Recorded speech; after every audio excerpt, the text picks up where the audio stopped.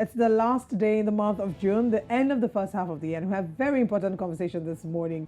And from career to finance to fitness and even to relationships, there is no limit to the areas of our lives that require us to set goals. Whilst many of the view that setting a goal is not as difficult as actualization of set goals, experts, however, hold the view that the likelihood of actualizing a goal is highly dependent on how such a goal is set.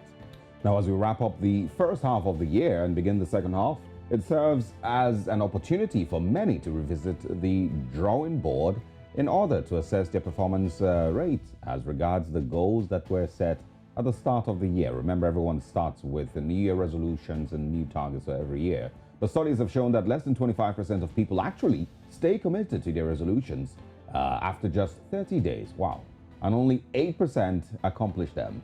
The questions that come to mind are, what are some of the causes of lack of consistency in achieving one's goals? Now, what are some of the mistakes that are made in the course of goal setting and how can we avoid them? But more importantly, is there a right way to set goals? Joining us this morning to share with us on how to set goals the right way is Omomi Akinifesi, a certified life coach and a neuro-linguistics programming practitioner. It's a delight to have you join us this morning, Omomi. Good morning. Good morning. All right, Omomi, let's get into it. There are mixed schools of thought when it comes to conversations surrounding resolutions. While some and goal setting, some will start by saying that they're not interested in it, it doesn't work. So I'm asking, is goal setting necessary at all? Oh, goal setting is very important because you have to have a vision for your life.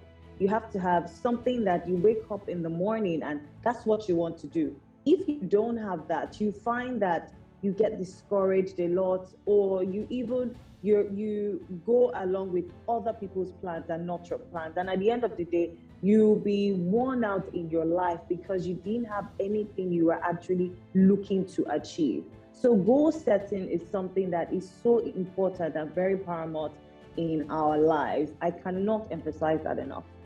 All right. The year, of course, is already halfway gone, and there's, of course, certainly people who are probably beating themselves up for not having met their goals that they set when the year started. What is the first step for anyone in this category? We're going to be in July, actually tomorrow, yeah. So so what would you advise a person who feels that way, or is it maybe a time to reassess or maybe change your goals entirely? Oh yes, because 6 months has passed and we are now half of the year. It's time to reflect and refocus. Refocus, and recharge. 6 months has gone by, so you start asking yourself questions. What was I able to achieve in the first year? Looking back, what were my distractions? What were my fears? What would I have done differently the first 6 months? What were my biggest learning experiences? Writing all of these down actually gives you a reflection. And then, of course, you'll be able to refocus, because by refocusing, you'd come to yourself and come to that self-awareness. Okay, what do you have in your life now that you don't want? And what do you want in your life now that you don't have? These are questions you need to ask yourself when you're reevaluating your mid half of the year, just so that your next half is profitable, is productive, and is efficient. All right. This is a very, very strong point, and I'm feeling empowered and recharged already, because I know that before the end of today, I have to reevaluate my own goals. I was just saying to Osalge off camera that I haven't met a lot of them as well. So now let's talk about some of the most common mistakes that are made when setting goals. What, in your experience so far, would you say are the most common mistakes that people make when setting goals? So I would say that one major mistake I find people make is they don't set SMART goals. We all know SMART goals. It sounds, like something that people know about, but you'll be shocked that even the most achieved people, the most, sometimes forget to set SMART goals.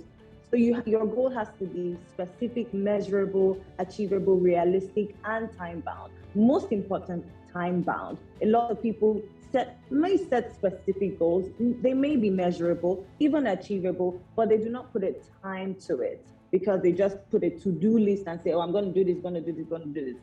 But by when? And it's important to put a particular date. So that's one mistake I find a lot of people make. Number two, people don't have a step-by-step plan.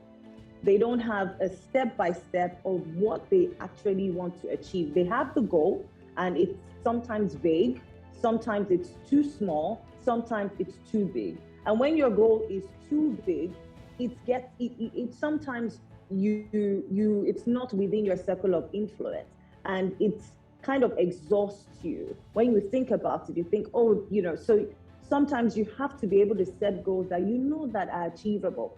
Sometimes the goals are too small. You're not challenged enough. So your goal has to be the right kind of goal that you know you're capable of achieving, and it's within your capabilities, within the right kind of environment. And it also even goes with your identity. It's something that you have envisioned in your life. Number three, you have to be able to holistically visualize this goal. If you cannot see it, you cannot achieve it. So you must be able to sit down every day and think about it, visualize it in your mind. When you cannot visualize it, go and find a reference.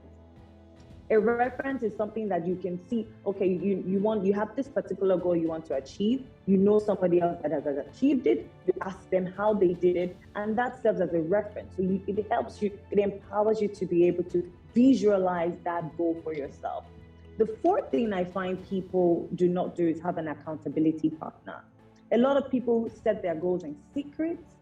They're not held accountable, and they're unable to hold themselves accountable.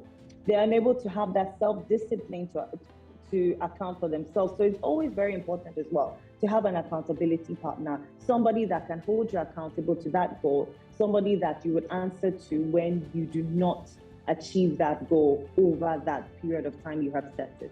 All right, something very popular in Nigeria is, people who say what God cannot do doesn't exist.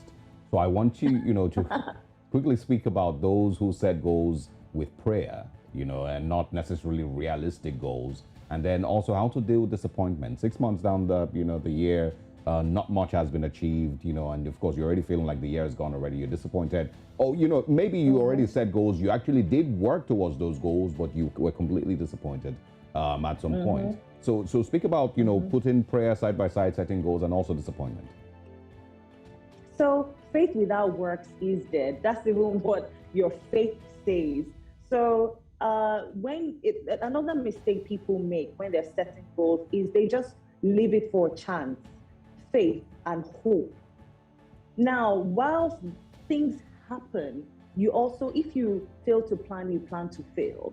So if you are leaving it based on chance, then that goal is not a goal, it's a wish. It's a wish.